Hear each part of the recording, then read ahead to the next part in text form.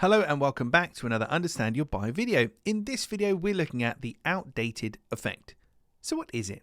Well, when it comes to making a good first impression, an outdated website or blog or social media presence can really work against you. It can be really disconcerting and it can really just portray you in a poor light. How does it work? Well, it's off-putting because it might imply a lack of attention to detail or robustness in your offering.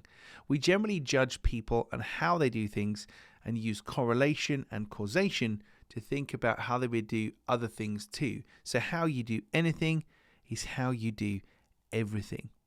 This means that an outdated website might imply a lack of attention to detail, which might also imply you've got a lack of attention to detail when it comes to actually working with me or delivering your offer.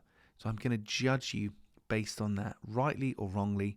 That's the implication. So that's why it's really important to make sure that we don't fall foul of this particular thing.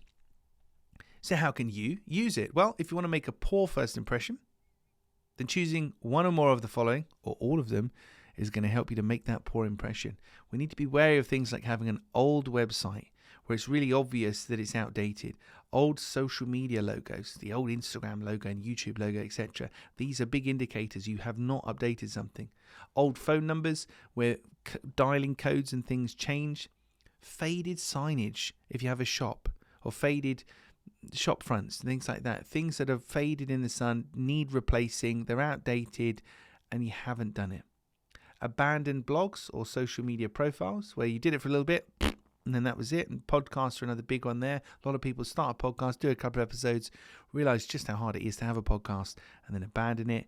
And the final one, I mean, there's more, I'm sure, but referencing older technology. So if you start talking about technologies like compact discs or tapes or DVDs or mini discs or whatever, you can date yourself and outdate yourself really, really quickly.